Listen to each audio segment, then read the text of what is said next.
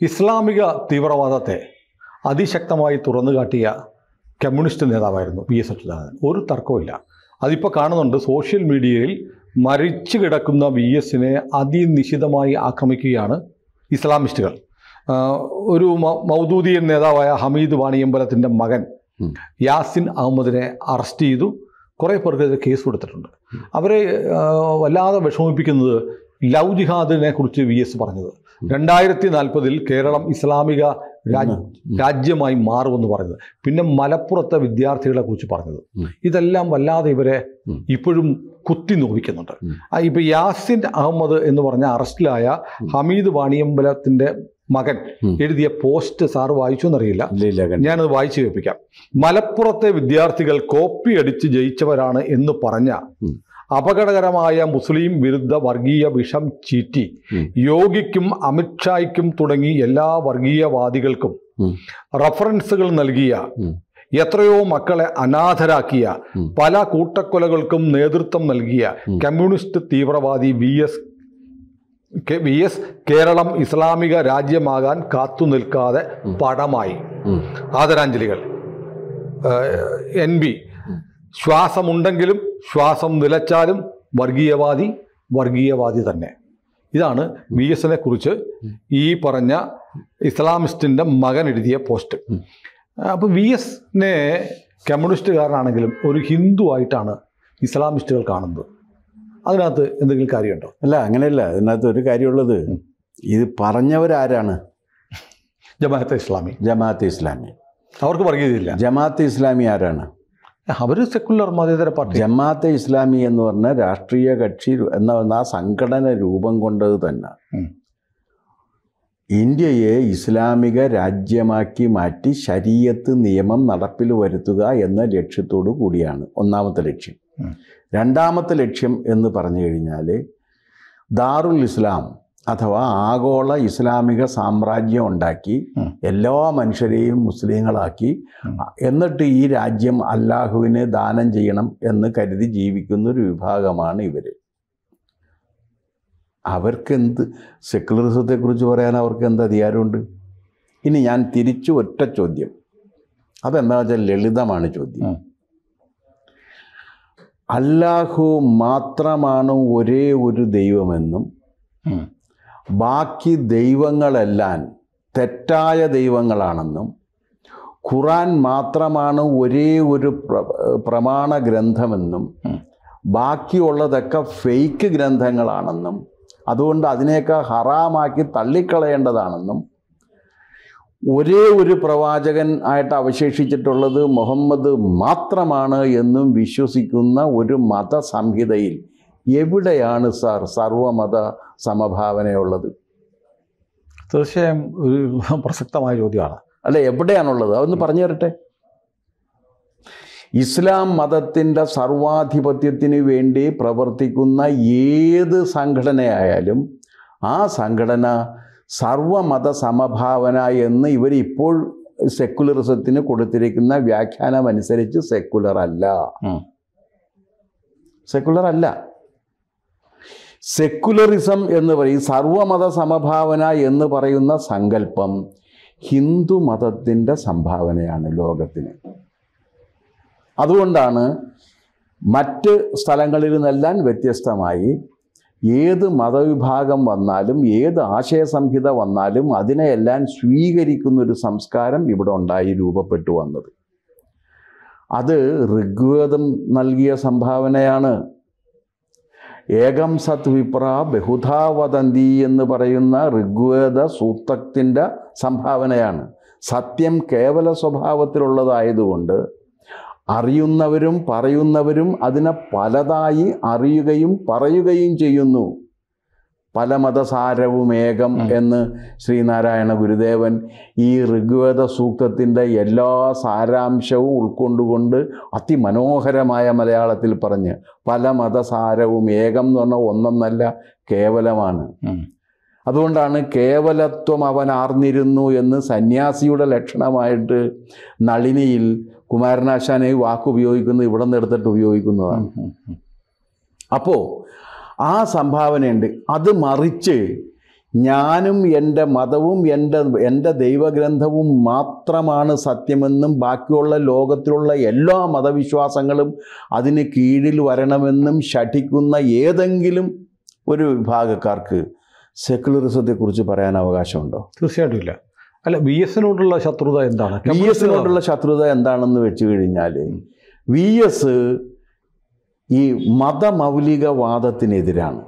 അത് ഹിന്ദുവിൻ്റെ മതമൗലികവാദത്തിന് മാത്രമല്ല, ഇസ്ലാമിൻ്റെയും ക്രൈസ്തവൻ്റെയും മതമൗലികവാദത്തിന് എതിര് നിന്നിട്ടുള്ള ഒരാളാണ് വി എസ്.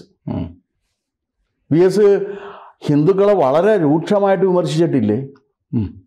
വളരെ മോശമായി വിമർശിച്ചിട്ടുണ്ട്. വളരെ മോശമായി വിമർശിച്ചിട്ടില്ലേ?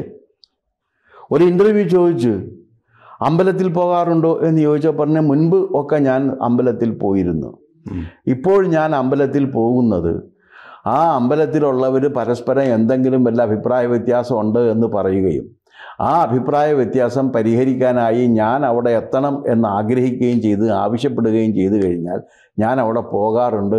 അവിടെ പോകുമ്പോൾ ആ അമ്പലത്തിൻ്റെ ആചാരങ്ങളെ ഞാൻ ലംഘിക്കാറില്ല എന്നും പറഞ്ഞു. അതെ, അത് ഞാൻ ഒരു ചിത്രം കണ്ടു. ഈ പന്തല്ലൂർ ക്ഷേത്രം ഉണ്ടല്ലോ മലബാറിലെ, അത് മലയാള മനോരമ ദിനപത്രത്തിന് പണ്ട് ക്ഷേത്ര കമ്മിറ്റി പാട്ടത്തിന് കൊടുത്തതാണ്.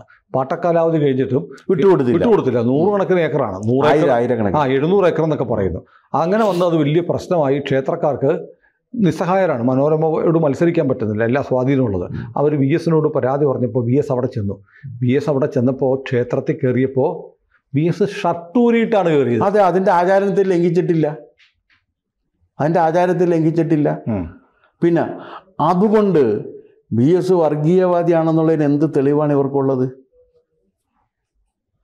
എന്ത് തെളിവുണ്ട്? ഒരു തെളിവെടുത്ത് പറഞ്ഞു. വി എസ് വർഗീയവാദിയാണെന്നുള്ളതിന് ഒരു തെളിവ് പറ. അല്ല, വി എസ് ഇതൊക്കെ വിളിച്ചു പറഞ്ഞു, അപ്രിയ സത്യം. പിന്നെ വേറൊരു കാര്യമുണ്ട്. വി എസ് പറഞ്ഞത് എന്താണ്? 1940 ആകുമ്പോഴേക്കും കേരളത്തെ 2040 ആകുമ്പോഴേക്കും കേരളത്തെ ഒരു ഇസ്ലാമിക മതരാജ്യമാക്കി മാറ്റാനുള്ള ശ്രമമുണ്ട്, അതിനെ എതിർക്കണം എന്ന് പറഞ്ഞാൽ അതിനെ എതിർക്കണ്ടേ? അത് തന്നെയാണല്ലോ പോപ്പുലർ ഫ്രണ്ടിന്റെ രേഖകളൊക്കെ കണ്ടെത്തി പോലീസ് ഞാൻ ചോദിക്കട്ടെ, അതിനെ എതിർക്കുമെന്ന്? ഞാൻ എതിർക്കുമെന്ന്, നിങ്ങളും എതിർക്കാൻ പാടില്ല. മതേതരത്വം എന്ന് പറഞ്ഞു കഴിഞ്ഞാല്, മതേതരത്വം എന്ന് പറഞ്ഞാൽ ഇസ്ലാം മതത്തിന്റെ സർവാധിപത്യം സ്ഥാപിക്കാൻ വേണ്ടി കൂട്ടുനിൽക്കുന്നതല്ല മതേതരത്വം. അതാണെന്നാണ് ഇപ്പോൾ സതീശനും CPM എല്ലാം പറയുന്നത്. സതീശനും CPM ഇപ്പൊ പറയും. പക്ഷെ അത് എങ്ങനെ ശരിയാകും? ഏതെങ്കിലും ഒരു മതത്തിൻ്റെ സർവാധിപത്യം ഉറപ്പിക്കുന്നതിന് വേണ്ടി മറ്റ് മതങ്ങളെ ഇകഴ്ത്തുന്നതാണ് മതേതരത്വം എന്ന് സതീശനല്ല ഏത് ഈശൻ കരുതിയാലും അത് വിഡ്ഢിത്തമാണ് എന്നും യുക്തിഭംഗമുണ്ട് എന്നും പറയാൻ നമ്മൾ എന്തിനാ മടിക്കുന്നത്? വോട്ട് പോകും.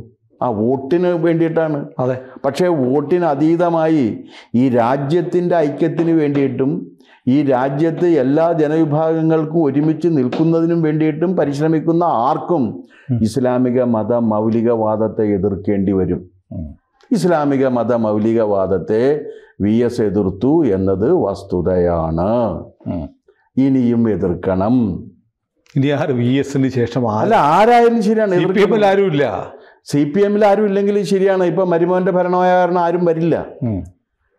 അത് പക്ഷെ എതിർക്കപ്പെടാതിരിക്കില്ല. കാരണം എന്താണെന്ന് വെച്ചാൽ ഇതിനെതിരെ നിൽക്കുന്ന ധാരാളം പേരുണ്ടായിരുന്നു.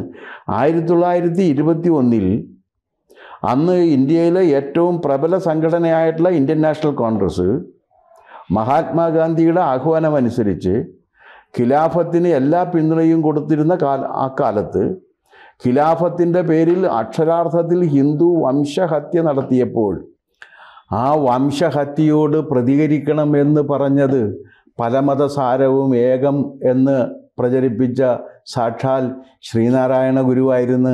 അദ്ദേഹം കുമാരനാശാൻ അങ്ങോട്ട് പറഞ്ഞു വിടുകയും കുമാരനാശാൻ അവിടെ പോയി സ്ഥിതിഗതികൾ കണ്ടതിൻ്റെ അടിസ്ഥാനത്തിൽ എഴുതിയതാണ് ദുരവസ്ഥ. അതുണ്ടല്ലോ. അതെന്തുകൊണ്ട് എതിർക്കുന്നു? ഏതെങ്കിലും ഒരു മതത്തിൻ്റെ സമ്പൂർണ്ണ ആധിപത്യം ഹൈന്ദവ സംസ്കാരത്തിന് വിരുദ്ധമായതുകൊണ്ട് അതിനെ അംഗീകരിക്കില്ല. അല്ല, അങ്ങനെ വരുമ്പോൾ വി എസ് ഉള്ളിൻ്റെ ഉള്ളിൽ ഒരു ഹിന്ദു സഖാവായിരുന്നു. അങ്ങനെ പറയാൻ പറ്റില്ല. ഇന്ത്യൻ സഖാവായിരുന്നു.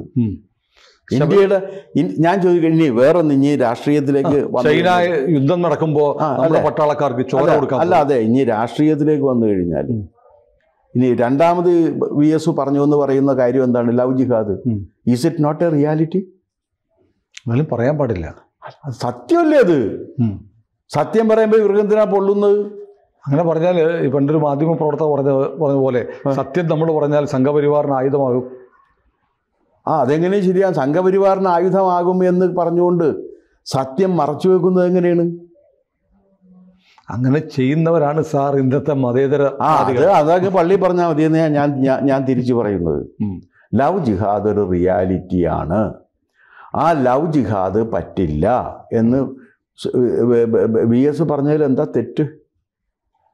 മൂന്നാമത് VS പറഞ്ഞു എന്ന് ഇവർ പറയുന്ന കാര്യം ഏതാണ്? ലവ് ജിഹാദും പിന്നെ മലപ്പുറത്തെ വിദ്യാഭ്യാസം. മലപ്പുറം എന്ന് പറയുന്ന ഒരു ജില്ല, ആ ജില്ലയിൽ കഴിഞ്ഞ ദിവസവും നമ്മൾ ഇതിൽ ചർച്ച ചെയ്തൊരു സാധനമാണ്. ആ ജില്ലയിൽ ഇവരുടെ കണക്ക് പ്രകാരം 63% പേര് മുസ്ലിങ്ങളാണെന്നാണ് വെള്ളാപ്പള്ളി പറഞ്ഞു ഈ അടുത്തിടെ. അല്ല, അവരുടെ കണക്ക് പ്രകാരം ഞാൻ സമ്മതിക്കുന്നു. ബാക്കി 37% ഹിന്ദുക്കളില്ലേ അവിടെ? അതിൽ വല്ല 1%, 1.5% ക്രിസ്ത്യാനികളെ ഉണ്ടാവുള്ളൂ. ബാക്കി 35% വരുന്ന ഹിന്ദുക്കളുണ്ടല്ലോ. ഈ 35% വരുന്ന ഹിന്ദുക്കൾക്ക് മലപ്പുറം ജില്ലയിൽ എന്ത് അധികാരമുണ്ട്? എത്ര പഞ്ചായത്ത് മെമ്പറുണ്ട്? എത്ര പഞ്ചായത്ത് പ്രസിഡന്റുമാരുണ്ട്? എത്ര മുനിസിപ്പൽ കൗൺസിലർമാരുണ്ട്? എത്ര MLA ഉണ്ട്? അല്ല, വേണ്ട. അവർക്ക് സാമ്പത്തിക അധികാരമില്ല, രാഷ്ട്രീയ അധികാരമില്ല, സാമൂഹിക അധികാരമില്ല. അവരവഗണിക്കപ്പെട്ടവരല്ലേ? അപ്പോൾ മലപ്പുറം പോലുള്ള ഒരു ജില്ല അല്ലെങ്കിൽ മലപ്പുറം പോലുള്ള ഒരു സംസ്ഥാനമായിട്ട് ഈ കേരളം മാറിക്കഴിഞ്ഞാൽ ഇവിടുത്തെ ഏറ്റവും ദുർബലരായ ജനവിഭാഗങ്ങൾ അവഗണിക്കപ്പെട്ടു പോകും എന്ന ആശങ്ക ആർക്കുണ്ട്? VSനുണ്ട്. ആ ആശങ്കയാണ് VS പങ്കുവെക്കുന്നത്. ആശങ്ക ഫലത്തിൽ ഹിന്ദുക്കൾക്ക് വേണ്ടി ആയിപ്പോ. അല്ല, അത് ഹിന്ദുക്കൾക്ക് വേണ്ടി എന്ന് പറഞ്ഞു കഴിഞ്ഞാൽ ഇനി വേറൊരു കാര്യമുണ്ട്. മാർക്സിസ്റ്റ് പാർട്ടിയുടെ വോട്ട് ബേസ് ആരാണ്? ഹിന്ദുക്കളാണ്. ഹിന്ദുക്കളിൽ ആരാണ്? ഈഴവരാണ്. ഈ പിന്നാക്ക വിഭാഗമാണ്. പിന്നാക്ക വിഭാഗം. അത് പരിഹസിച്ചുകൊണ്ടാണെങ്കിലും കമ്മ്യൂണിസ്റ്റുകാരെ കുറിച്ച് മന്നത്ത് പത്മനാഭൻ നടത്തിയിരിക്കുന്നൊരു കാര്യമുണ്ട്. ജനിച്ച ചോകോൻ, നശിച്ച നായർ, പിഴച്ച നസ്രാണി. കാശുള്ള നായരൊക്കെ വേറെ പാർട്ടി പോകുമ്പോൾ കാശില്ലാത്ത നായർ കമ്മ്യൂണിസ്റ്റ് പാർട്ടി പോകുമെന്നാണ് പറഞ്ഞത് അദ്ദേഹം. പിന്നാക്ക ജനവിഭാഗവും ഇതുപോലെ ദരിദ്രരും അവരുടെ സ്വാഭാവികമായ ദൗർഭാഗ്യവശാൽ പിന്നാക്ക ജനവിഭാഗവും ദരിദ്രരും കൂടുതലും ഹിന്ദുക്കളിലായിപ്പോയി. അതുകൊണ്ട് അവരുടെ അവകാശങ്ങൾക്ക് വേണ്ടി പറയാതിരിക്കാൻ പറ്റുമോ? ആ അവകാശങ്ങൾക്ക് വേണ്ടി പറയുമ്പോൾ ഇതുപോലുള്ള വേറൊരു ജില്ലയും കൂടി രൂപപ്പെട്ടു വന്നു കഴിഞ്ഞാൽ, അല്ലെങ്കിൽ മലപ്പുറം ജില്ലയിൽ നടക്കുന്ന രീതിയിലുള്ള ഒരു ഭരണ സംവിധാനം കേരളത്തിൽ വന്നു കഴിഞ്ഞാൽ കേരളത്തിൻ്റെ അവസ്ഥ പരിതാപകരമായിരിക്കും. അതുകൊണ്ട് അത് വരരുത് എന്ന് VS ഉദ്ദേശിക്കുകയും പറയുകയും ചെയ്താൽ അതിനെങ്ങനെ തെറ്റാണെന്ന് പറയാൻ കഴിയും? എന്താണത് യുക്തിയുള്ളത്? അല്ല, അങ്ങനെ പറഞ്ഞത് ഇഷ്ടപ്പെടാത്തവരാണ്. അദ്ദേഹം മരിച്ചു കിടക്കുമ്പോഴും ഈ ആക്ഷേപമായിട്ട്. അല്ല, മരിച്ചു കിടക്കുമ്പോൾ ഇപ്പോൾ അവർ പറയുന്ന രീതിയിൽ മരണം ഒരുത്തനെയും വിശുദ്ധനാക്കുന്നില്ല. സമ്മതിച്ച് ഒരാളെയും മരണം ഇന്ന് CPM പറഞ്ഞതാണ്. അല്ല, അത് മാത്രമല്ല, ഒരാളെയും ഇന്ന് വരെ മരണം വിശുദ്ധനാക്കിയിട്ടില്ല. മരിച്ചുപോയി എന്ന് കരുതി രാവണൻ വിശുദ്ധനല്ല. മരിച്ചുപോയി എന്ന് കരുതിയിട്ട് യുധിഷ്ഠിരൻ ദുര്യോധനൊന്നും വിശുദ്ധരല്ല. പക്ഷേ മരിച്ചു പോകുന്ന സമയത്ത് ഒരു മനുഷ്യനെക്കുറിച്ച് പറയുന്ന സമയത്ത് അദ്ദേഹത്തിൻ്റെ തിന്മകൾ നിങ്ങൾക്ക് പറയാം, പക്ഷെ അദ്ദേഹത്തിൻ്റെ ഒരു നന്മയെങ്കിലും പറയണ്ടേ? ഒരു നന്മയെങ്കിലും പറയണ്ടേ? ചുരുങ്ങിയ പക്ഷം ഭണ്ഡാരത്തിൽ നിന്ന് കാശ്, ഭണ്ഡാരം എന്ന് പറഞ്ഞാൽ അറിയാമല്ലോ, ഭണ്ഡാരം എന്ന് പറഞ്ഞാൽ സർക്കാർ മുതൽ അവിടെ നിന്ന് പണം മോഷ്ടിച്ചിട്ട് വീട്ടിൽ കൊണ്ടുപോയിട്ടില്ലല്ലോ VS. അതിനൊരു ആക്ഷേപമില്ലല്ലോ. ആരും പറഞ്ഞു കേട്ടിട്ടില്ലേ?